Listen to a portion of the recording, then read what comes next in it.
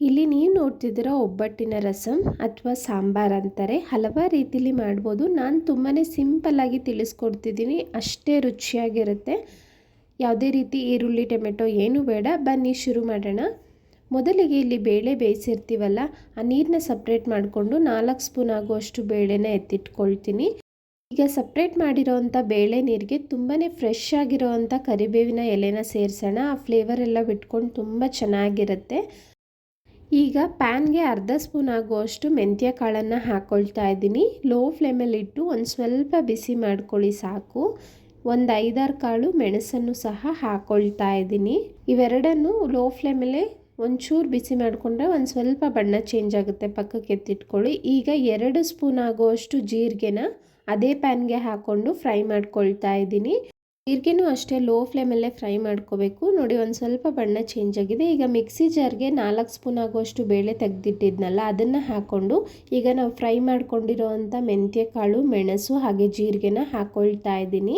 ಅನಂತರ ನಿಂಬೆಹಣ್ಣಿನ ಗಾತ್ರದಲ್ಲಿ ಹುಣಸೆ ಹಣ್ಣನ್ನು ಬಿಸಿನೀರಲ್ಲಿ ನೆನೆಸಿ ಇಟ್ಟಿದ್ದೆ. ಈ ರೀತಿ ಹಾಕೋದ್ರಿಂದ ಸಾಫ್ಟಾಗಿ ಆಗಿರುತ್ತಲ್ಲ, ಅದನ್ನು ಹಾಕ್ಕೊಂಡು ನುಣ್ಣಗೆ ರುಬ್ಕೊಳ್ಳೋಣ. ಅನಂತರ ಇಲ್ಲಿ ಬೇಳೆ ನೀರಿಗೆ ರುಬ್ಬಿರೋ ಅಂಥ ಮಸಾಲೆನೆಲ್ಲ ಹಾಕಿ ಚೆನ್ನಾಗಿ ಮಿಕ್ಸ್ ಮಾಡ್ಕೊಳ್ಳಿ. ಹಾಗೆ ರುಚಿಗೆ ತಕ್ಕಷ್ಟು ಉಪ್ಪನ್ನು ಹಾಕ್ಕೊಳ್ತಾ ಇದ್ದೀನಿ. ಈಗ ಇದಕ್ಕೊಂದು ಒಗ್ಗರಣೆ ಕೊಟ್ಟರೆ ರಸಮ್ ರೆಡಿ ಆಗುತ್ತೆ. ಪ್ಯಾನ್ ಇಟ್ಟು 4-5 ಸ್ಪೂನ್ ಎಣ್ಣೆ ಹಾಕಿ ಒಂದು ಅರ್ಧ ಸ್ಪೂನ್ ಸಾಸಿವೆ ಹಾಕ್ಕೊಂಡಿದ್ದೀನಿ. ಸಾಸಿವೆ ಎಲ್ಲ ಸಿಡಿದ ಮೇಲೆ 10-15 ಎಸಳು ಬೆಳ್ಳುಳ್ಳಿನ ಕಲ್ಲಿಂದ ಕುಟ್ಟಿ ಅದನ್ನು ಸೇರಿಸ್ಕೊಂಡು 4-5 ಒಣಮೆಣಸಿನಕಾಯಿನ ಹಾಕ್ಕೊಳ್ತಾ ಇದ್ದೀನಿ. ಬೆಳ್ಳುಳ್ಳಿ ಒಂಚೂರು ಬಣ್ಣ ಚೇಂಜ್ ಆಗೋವರೆಗೂ ಆಯಿಲಲ್ಲೇ ಲೋ ಟು ಮೀಡಿಯಮ್ ಫ್ಲೇಮಲ್ಲೇ ಫ್ರೈ ಮಾಡ್ಕೊಳ್ಳಿ. ಬೆಳ್ಳುಳ್ಳಿ ಟೇಸ್ಟ್ ಅಂತೂ ತುಂಬ ಚೆನ್ನಾಗಿರುತ್ತೆ, ಅದಕ್ಕೆ ಹೆಚ್ಚಿಗೆ ಹಾಕ್ಕೊಂಡಿದ್ದೀನಿ ನಾನು ಈ ರಸಮ್ಗೆ.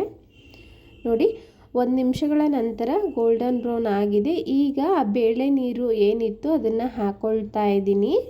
ಇದನ್ನು ಒಂದು 2-3 ನಿಮಿಷ ಚೆನ್ನಾಗಿ ಕುದಿಸ್ಬೇಕು.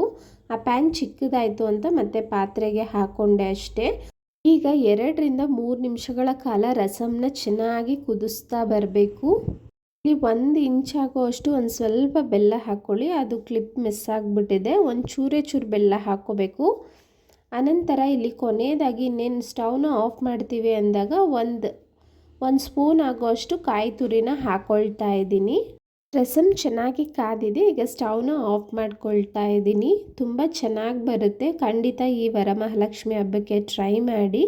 ರಸಮ್ ರೈಸ್ ಅಂತೂ ಒಳ್ಳೆ ಕಾಂಬಿನೇಷನ್.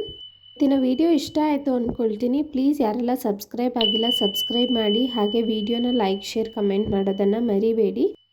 ಇವತ್ತಿನ ಸಂಜೆ ವಿಡಿಯೋದಲ್ಲಿ ಒಬ್ಬಟ್ಟಿನ ವಿಡಿಯೋ ಶೇರ್ ಮಾಡ್ತಾ ಇದ್ದೀನಿ. ಇಂಟ್ರೆಸ್ಟ್ ಇರೋರು ಚೆಕ್ ಮಾಡಿ. ನನ್ನ ಹಬ್ಬಕ್ಕೆ ಅಂತಲೇ ಹಲವಾರು ರೀತಿಯ ಸ್ವೀಟ್ಸ್ ರೆಸಿಪಿನೂ ಆಲ್ರೆಡಿ ಅಪ್ಲೋಡ್ ಆಗಿದೆ.